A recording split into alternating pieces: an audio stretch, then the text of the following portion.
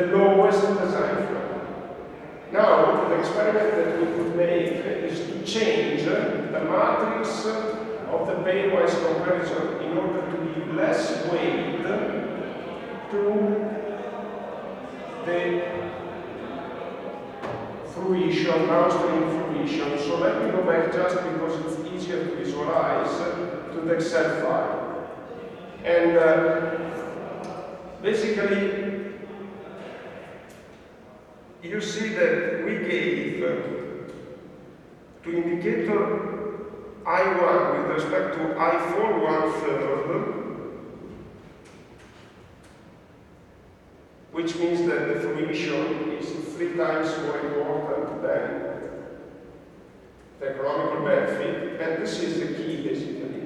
We should check what happens if we increase the importance of the economical benefit. So in this case, let's turn to 1/3 to 3. And you see that the matrix automatically updated because it's symmetric. The importance of I4 with respect to I1 to 1/3. So I just made this change, and of course, probably now the matrix is no more consistent, and we have to check this.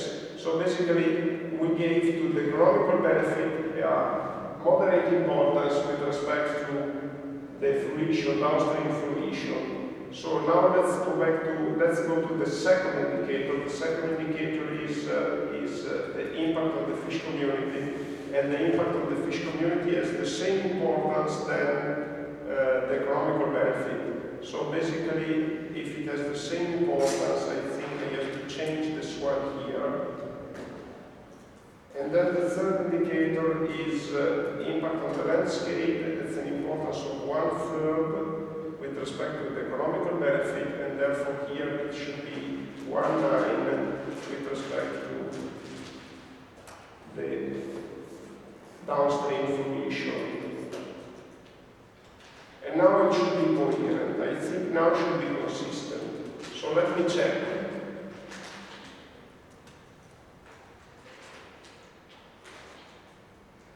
I'm copying it.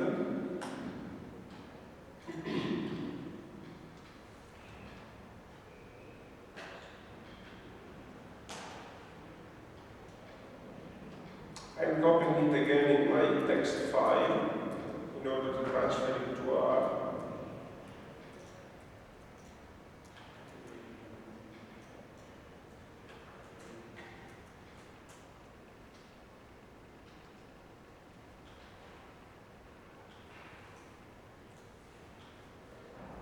And now let me go back to my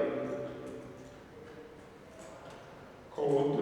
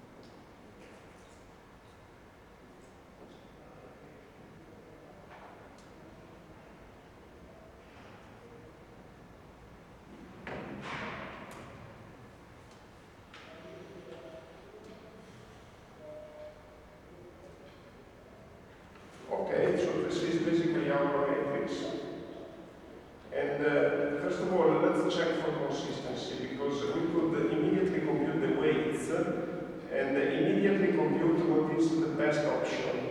But you know, this computation doesn't tell automatically to you if there is no consistency. So you could compute the weights even if it's not consistent, and they would sum up to 1 in any case. So the check of consistency is something that indeed should be done. And in order to do that, let me see. I think it is. Let me compute pi again. First of all, and let me compute this one.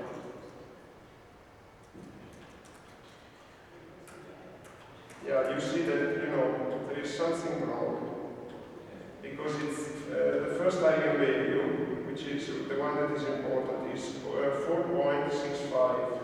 It's too relevant, too high.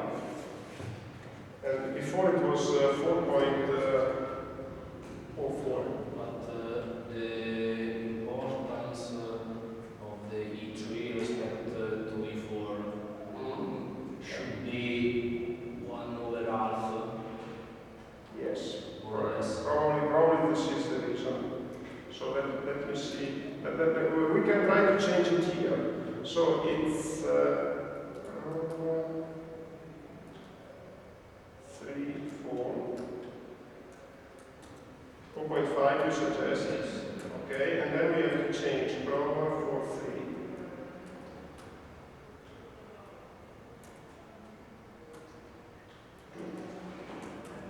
Let's try again. Very good. Now it's fine.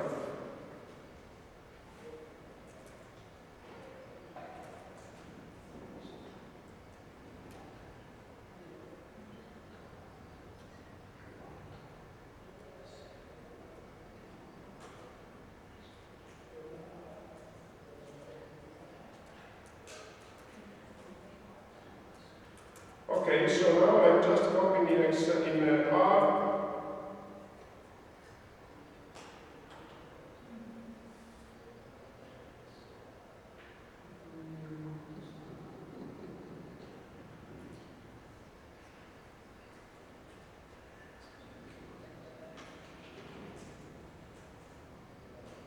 Just 1 second, because there is something that I don't understand. So.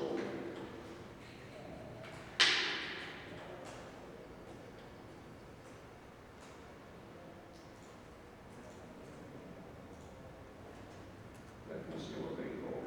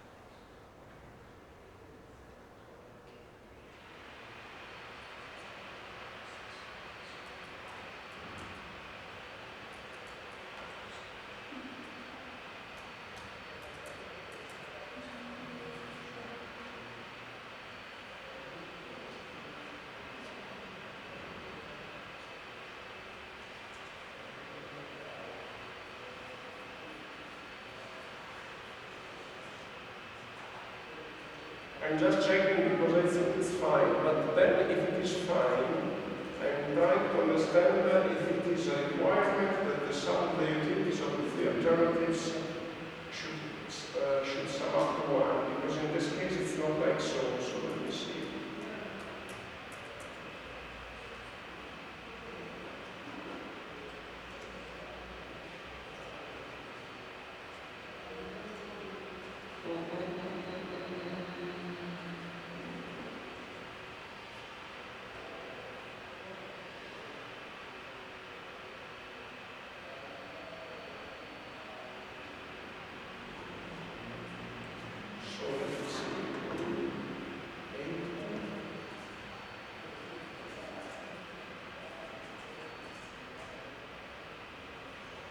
not necessarily needed, so I think it's fine as it is.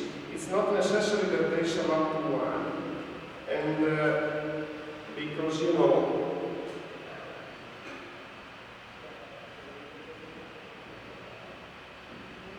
it could be that 8 years some utilities 0. Yes, it could be. And 100, that some of the utilities.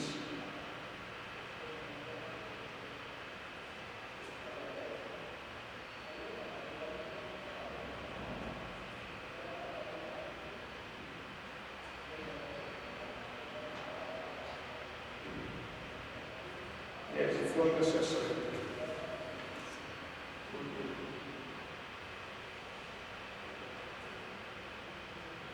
It's not necessary, we just have to take the solution that has the highest utility. So basically it's still 80, because if you look at on the top, there are 3 utilities, it's still 80, the highest utility, and therefore the preferred design flow, but you see that the other 2 alternatives got very close, which means that probably if we give that now make another change. Okay, so let me go back to the Excel file and try to exaggerate the importance of the economical benefit.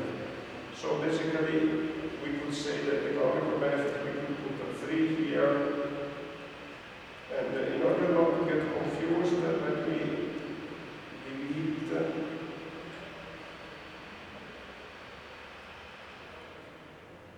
okay. So let me put a 3 here, and let me put a 3 here, a 5 here, and a 7 here.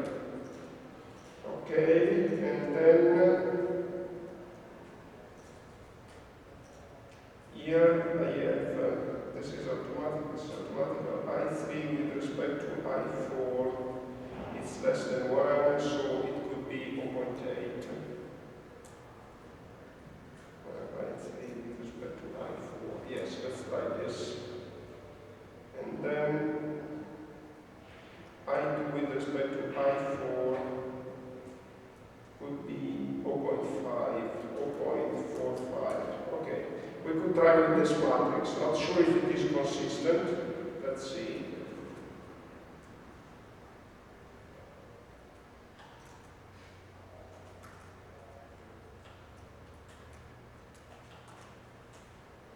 I just copied the matrix in a text file in order to be able to upload it in a. This is the matrix in the text file. And let me now upload it in a. So first I have to scan it.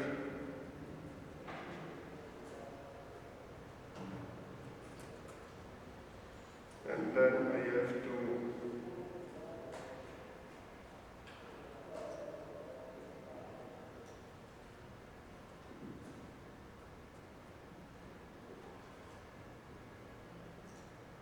okay.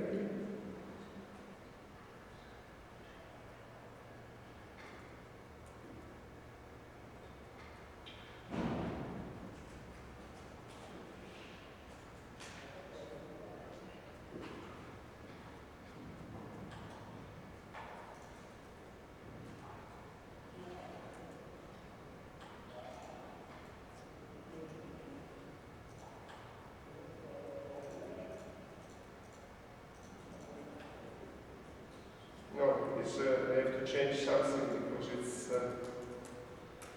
still not very consistent. Let me see. 1, 3, 5, 7.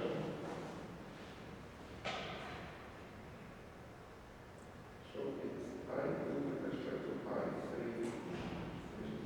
5. I think I2 respect I4 is 5. Yes, correct. Because it's I2, you said with respect to I4, it's 5 or 2. I2 with respect to I4. Because I4, yeah, correct. I think I 2 and not 0.45 or 2.1, something like that. Let me try.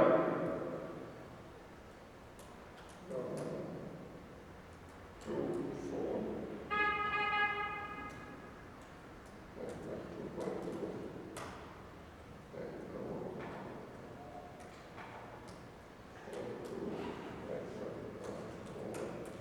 Let me see now the diagram. Yes, I think now it's okay. So basically the matrix is this one. Now it's fairly consistent. In principle, I am expecting now that we get a design flow of 120. And to make the check, let me just go back to the text file, copy and paste on R. Yes, in fact, we got there.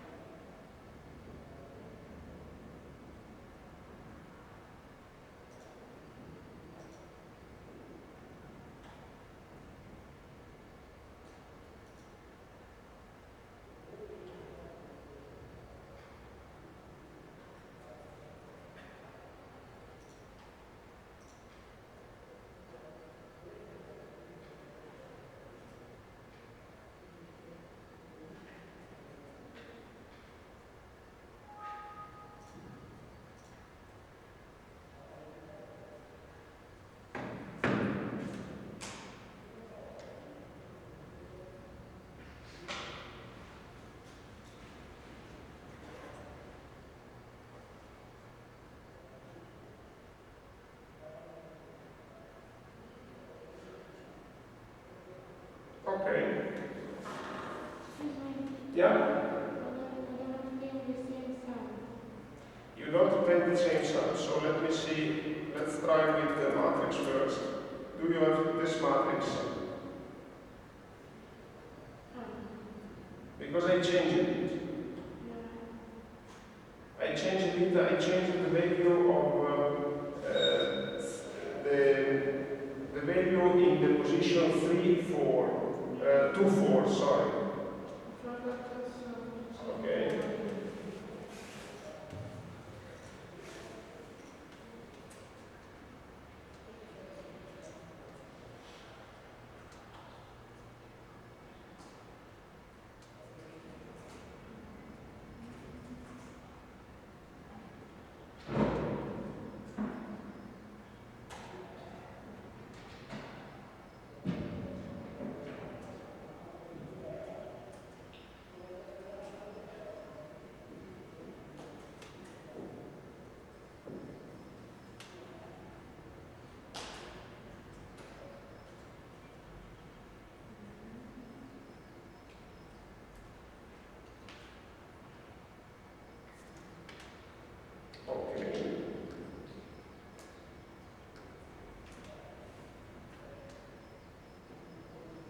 Basically, this is the exercise, and of course, depending on the combinations that you make, you get different results. Keep in mind that usually, when you are dealing with a real-world problem, you don't have just 3 alternatives for the design flow, but it's a continuous variation within a range. And this is not making the problem much more complicated, because what you need, the utility function is defined in the same way. The only thing is that instead of having just the alternatives, you have more than that. And but the computation of utility doesn't change. So you could take a 4th cycle, getting like for each integer value of the design flow between 50 and 150, you could get the utility. And therefore you would have 100 values of design flow with the corresponding utilities for each of the 4 indicators. And then the only complication is that instead of getting a matrix that is given by only 3, which is this matrix,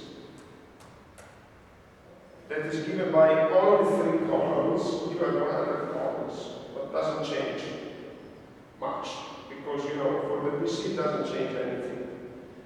And then you get a vector of utilities, which is not given by just 3 numbers, but 100 numbers, but it's immediate to find the maximum. So it really doesn't change much. And if you increase the number of alternatives, it becomes immediately clear to you that the sum of the utilities, it's more than 1 if you sum the utilities for each alternative. So when I said before, you see the 3 utilities for the 3 design flows sum up to 1, I was clearly wrong. And then we can for sure accept that the utilities for each of the alternatives sum to a number that is greater than 1. Because if you have 100 alternatives, then you can expect that, for instance, 10 of them have very similar utilities, and therefore, it's clear that they have a sum that is greater than 1. So basically, you just have to identify what is the highest utility, and no matter if you have just 3 alternatives or 100 or even 1,000, the only problem that you may have is that there is a limit to the size of the matrix that you can store in your RAM memory of your PC. And of course, because any element in the matrix, any number in the memory of your PC takes a part of RAM memory. So basically, if you had like 1,000 indicators and 1,000 alternatives, then probably a matrix that is 1,000 by 1,000, you can't store it. And it's very easy to identify, based on the amount of your RAM memory, it's very easy to identify what is the maximum storage that you can, the maximum size of the matrix that you can keep in your memory for your PC. Just Google that and you find, if you Google for maximum size matrix PC, you find an indication.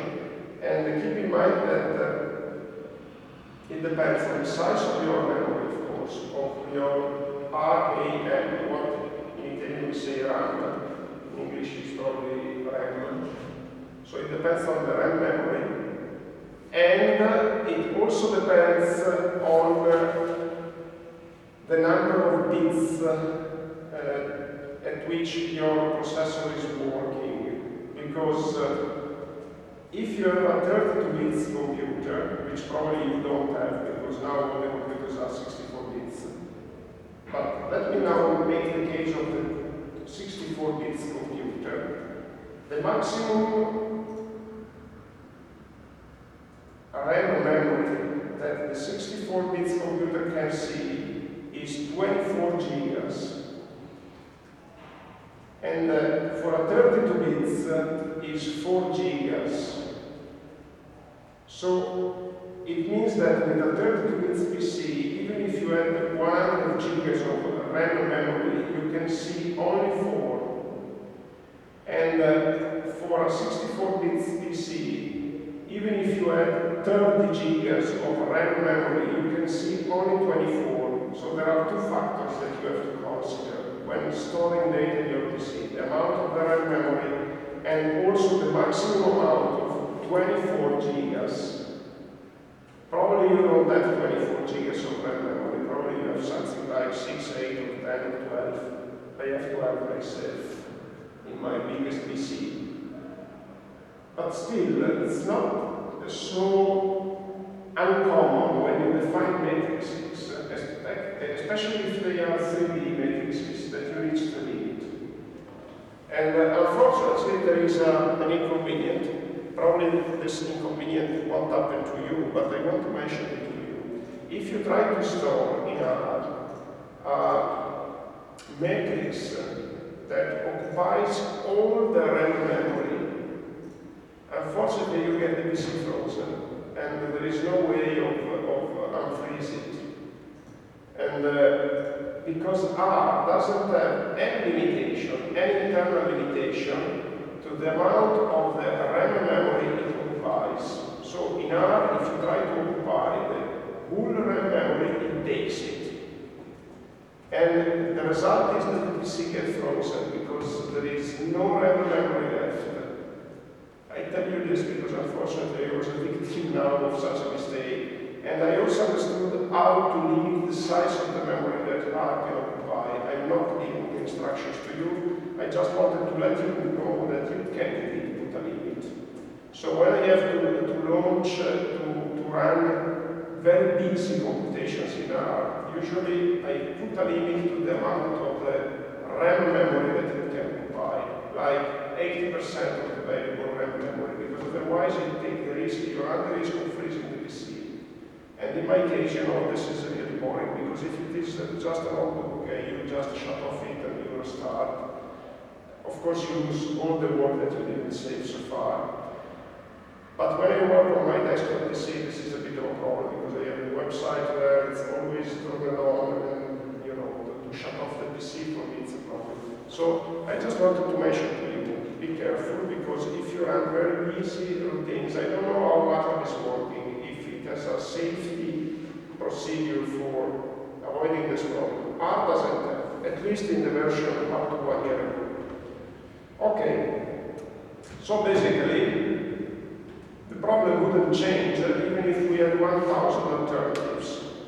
And of course, you can manage a matrix with size for 1,000, no problem with that.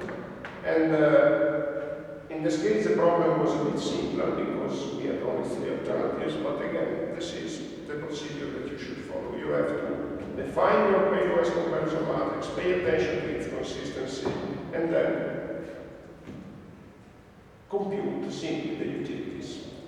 And let me make clear one other thing that I did. If you look at the matrix here, the first one, which is the pairwise comparison matrix, there are also decimal numbers, number with digits. So you don't have to be forced to use only integers. If you really want to improve the consistency of your matrix, of course you have to use digits. So not only integer numbers, but you can use real numbers then. You just have to make sure that it's symmetric and in Excel I did that. And then, for instance, if 2.2 is giving a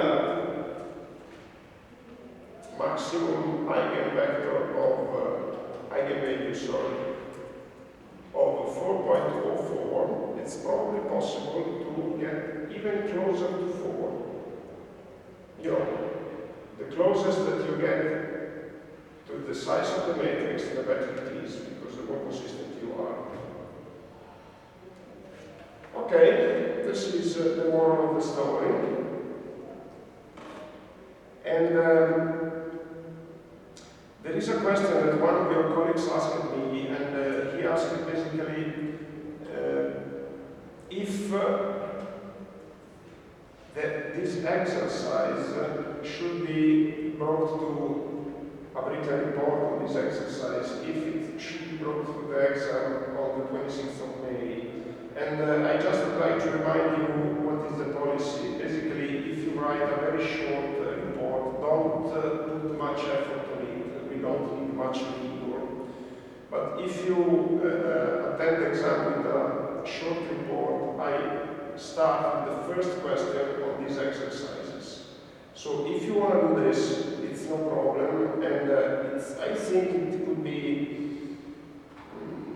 an advantage for you, depending on how much care you put in the development of the exercises. And then he asked, but am I supposed to bring all of them, or can I just bring a selection? And my reply is, for the first exam, 26th of May, you can also bring a selection, no problem. If you put just a couple of exercises, I ask the question on these 2, and I think the minimum number is 2, because of course, you know, it's, if you bring just 1, it's not really meaningful. We did 4 of them, and 4, yes, we did. I think we did the area method. Let me see the voltage. We did the time area, and then we did the calibration of IO, stochastic simulation, and pairwise comparison. I think we did these 4. So if you bring a minimum number of 2, this is fine. And instead, if you take the exam in June, then I would say that the minimum number is 3, and if you go to July, I think if you decide to bring the exercises, then bring all of them, please. And otherwise, you can choose not to bring them, no problem. And as I said, if you don't bring them, it's absolutely not a problem. I gave many cum laude to people who didn't bring any report on the exercises, and absolutely there is no need to bring it. It's just your call. If you feel more comfortable, if I start with the first question of the exercises, then let's take it. Otherwise, no problem. Okay, basically, I think I am done. And as I said, this year I think it was the best course that I gave in this subject because, first of all, the number of students increased because, we are still increasing the number of students in this master degree program, and therefore we are expecting that every year the number of students increase.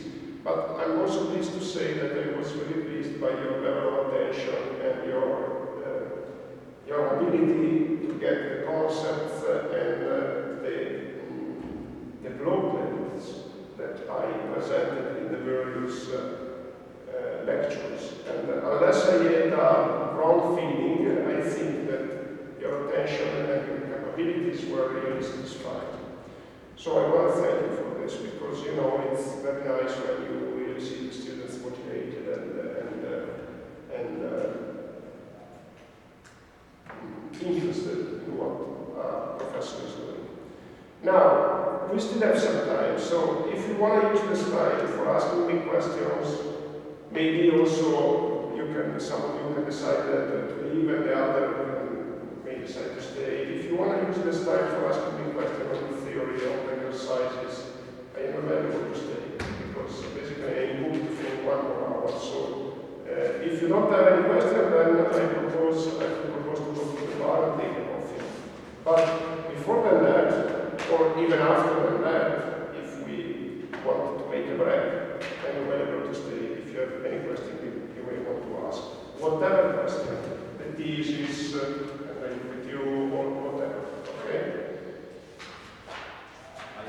Let me just